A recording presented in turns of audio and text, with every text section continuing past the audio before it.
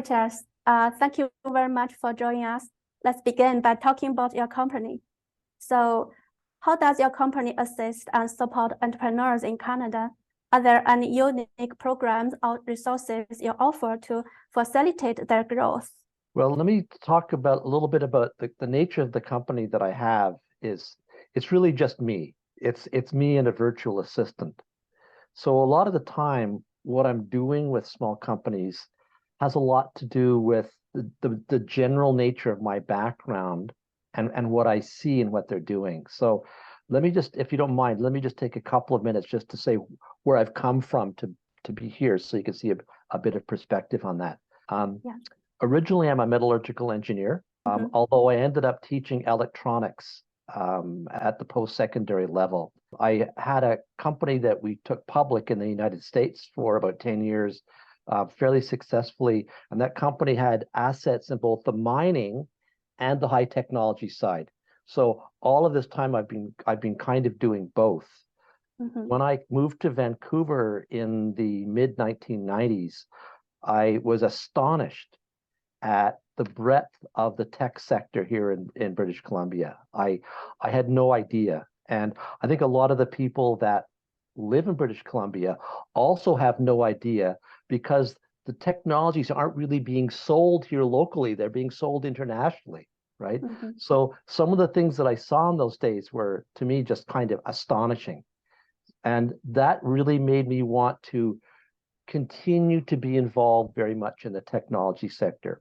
So when I first started working in Vancouver, I was working with a company that was doing recruiting for the technology sector. And I worked solely in embedded software and electronics design positions at the management level for the most part, totally in British Columbia. And I did that for about 15 years. And I'll tell you, one of the things that I noticed, and this has an impact on what I'm currently doing, one of the things that I noticed was that when it's a very competitive sector, competing for talent. And when a potential employee is looking at an offer from a company, yes, they're looking at the money, yes, they're looking at the company, but they're also looking at the employee benefits that are being offered. It's really a big deal. And I was quite surprised just how important it really is. So when the recruitment sector started to mutate more in the realm of social media, which didn't at the time really fit for me, I went and I started working as a financial advisor, again, solely in the tech sector. So I wasn't really working with the money end of the business with individuals. I was more working still with companies and helping them on the people end of their business. So and this a lot of the time reverts to what the companies are offering their employees when it comes to health and dental, medical benefits, and that kind of thing.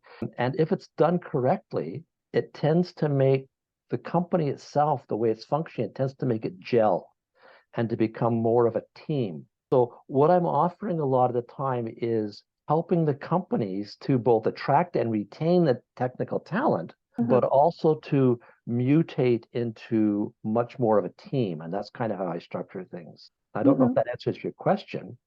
It's interesting story about you. So you mentioned that you provide the employee benefit plan services to companies. Most of startups has 1 or 2 employees. So what kinds of specific service can you provide to startups? That's a really good question because a lot of the time when companies, especially at the angel investment level, the very early stage, they don't really have the finances to offer the standard full-blown benefits packages. And also they don't have that much control over it because what can often happen is, say you have a benefits plan and the first year everybody goes out and goes to the dentist, then the next year the cost of the plan goes up, sometimes a lot. And so that means that the companies can sometimes be caught off guard, especially if they haven't really got that much funding yet. So I offer a couple of scenarios. one of which used to be called a health and welfare trust, or sometimes called a private health spending plan. And what that does is it works with companies as small as one person. And it works in such a way that it takes any medical expense, according to Revenue Canada, which is a very, very broad number of medical expenses, and turns it into a tax deduction for the company. So it's very different than the standard group benefits plan. But what this means is that a little company which has total control over how much they're actually spending can point to people that are being competitive in the industry and say, hey, we're offering our employees something, and for a company that size, often they can't do that. So what I'm doing is something which is very, very much customized so that it can give those companies and help them to be competitive in the business, is really what it boils down to. Yeah, it's very helpful for the startups. So I believe you have some notable success stories. Could you share a couple of stories you achieved in the past?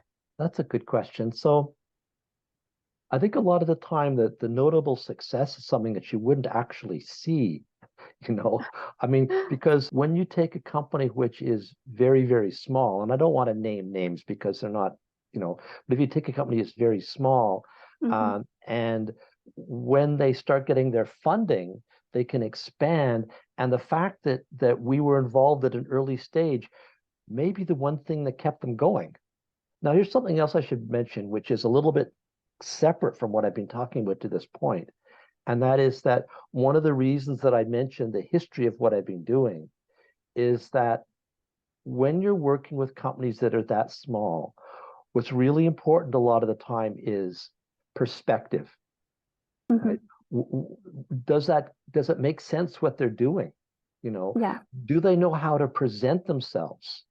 So what I do a lot of the time is help companies with their investor pitch decks.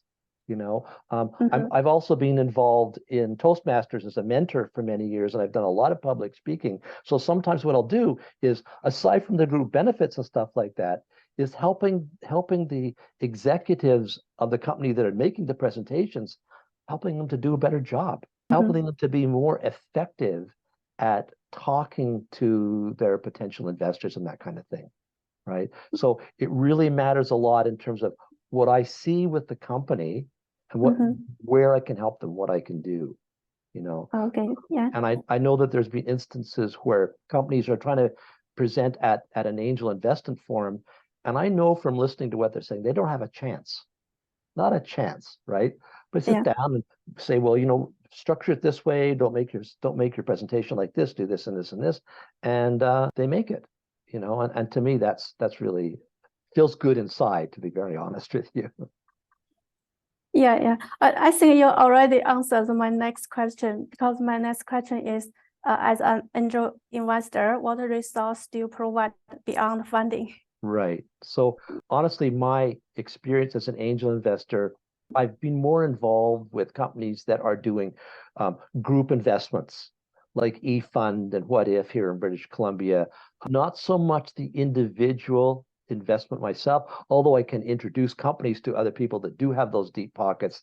That's not so much what I'm about, but I do try to present a breadth of it, because I've seen so many different kinds of companies over the years that sometimes companies are going down the wrong path. So I may introduce them to somebody who's in marketing, so that we're not just selling something which they like the technology, they're selling something which can actually be sold, and maybe mutating the product in a way in which it now can actually be sold reliably. Our members are Chinese, Canadian, or international entrepreneurs. So because you are an angel investor and you are familiar with the high-tech VC, so what suggestion do you want to give them? The thing that strikes me a lot of the time is that it's probably more competitive coming in here than a lot of people realize. They're not just competing for money, they're competing for employees. Sometimes they're competing for space, right? And so a lot of the time, if I'm working with a company that is either just arriving or they're thinking about arriving, right? Okay. It's not so much a matter of come over, this is going to be great. It's also a matter of here's what you need to know. Here's what you may need to change. Here's what you may need to assess about change because you're stepping into a very competitive environment. I don't know if that answers your question. Yes, I think so. Thanks for your time, and I believe the information you shared is helpful for entrepreneurs